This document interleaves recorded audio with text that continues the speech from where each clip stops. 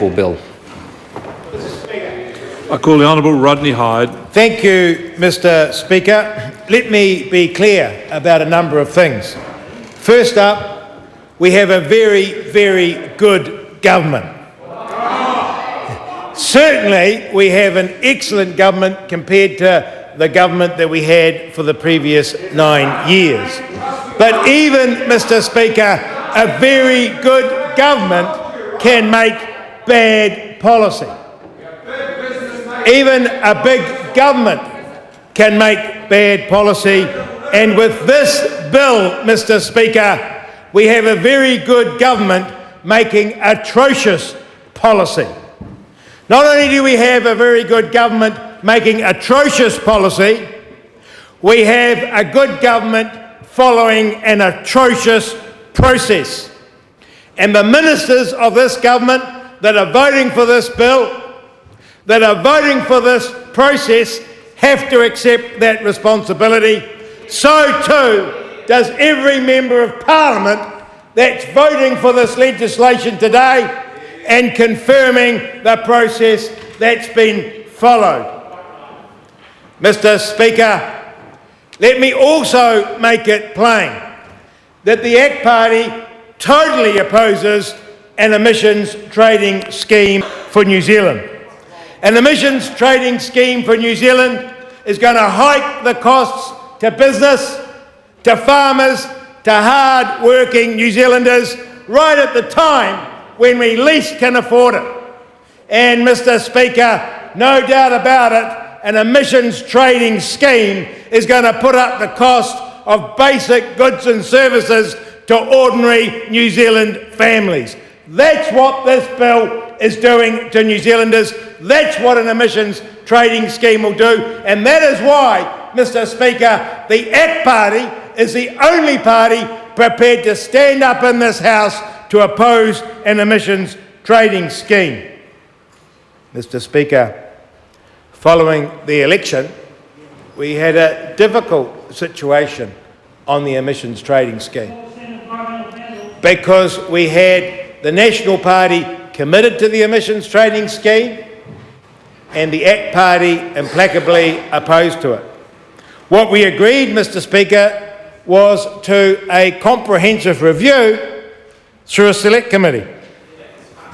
And what we wanted, Mr. Speaker, and in fact what the select committee was supposed to do, was to do the rational thing for the country, to look at the options and to provide the costs and the benefits. Never happened, Mr. Speaker. And so still to this day, this Parliament and the public of New Zealand have no idea of the cost of this scheme or the costs of an alternative such as a low-level carbon tax, or indeed the cost of a simple delay for a couple of years. Nothing. And then we discovered, Mr. Speaker, that the government had done a deal with the Maori Party to get the National Party's changes that they wanted to Labour's ETS through to the Select Committee. Well, that wasn't disgraceful. What was disgraceful was what happened next, because that was a true disgrace, because at that point, Mr. Speaker, myself on behalf of the ACT Party said to the Prime Minister, said to National, we understand that you haven't got the Maori Party's vote all the way through. If there is any difficulty with the vote, come and talk to the ACT Party.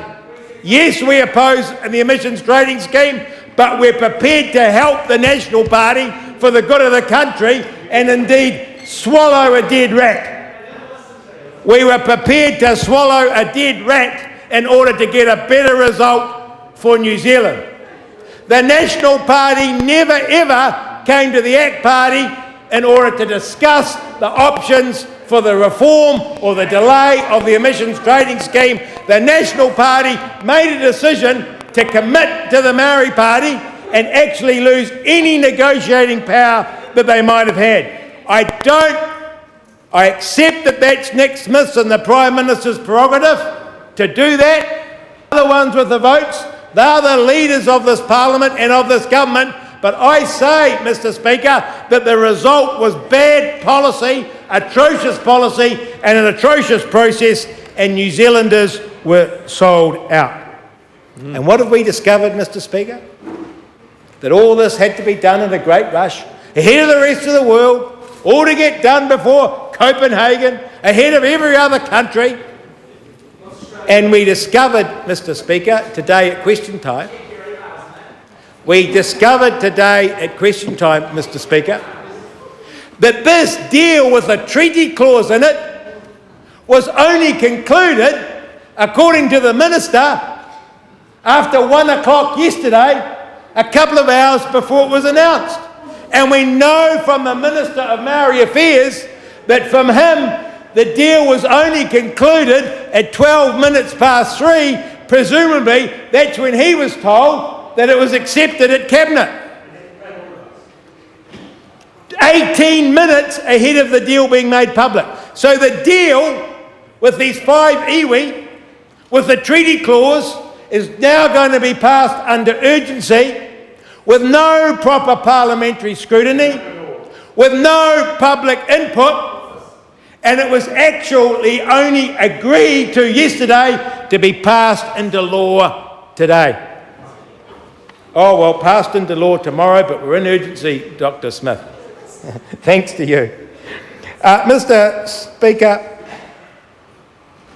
do you know, this treaty clause, let me read it to you. Quote, in order to recognise and respect the Crown's responsibility to give effect to the principles of the Treaty of Waitangi. I challenge the Minister of Climate Change, I challenge the Maori Party to stand up in this House and put on record in the Parliament what the principles of the Treaty of Waitangi are.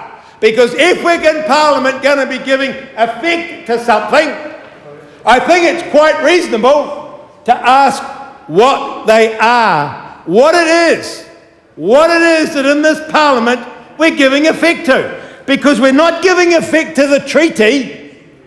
Actually, if we're giving effect to the treaty, we wouldn't be having an emissions trading scheme. But we're giving effect to the principles of the treaty. And I want to remind the great National Party, our support party, of the position of the National Party in 2005. Because it's our job to be reminding the National Party of their principles, of their position, of their philosophy, of their policy. And their policy in 2005, Mr. Speaker, was this, that the principles of the Treaty of Waitangi were to be expunged from all legislation. Why? Because according to Dr. Don Brash, the leader at the time, the principles of the treaty were, quote, undefined and unnecessary. And here's what Don Brash in 2005 said in election year. He said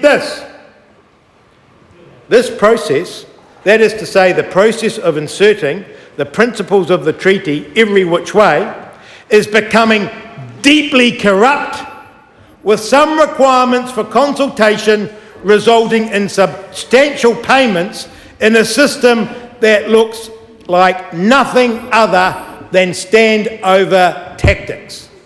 And I'm sorry to say this, Mr. Speaker, but the National Party and the Prime Minister and the Minister of Climate Change have actually allowed themselves to sell out their voters and their supporters, to insert in legislation the principles of the treaty that they were opposed to be cobbling this deal together in the last few minutes before going public, to ram through under urgency with no parliamentary scrutiny or public input a deal for consultation, for the principles to be given effect to, for regulations down the track to be passed.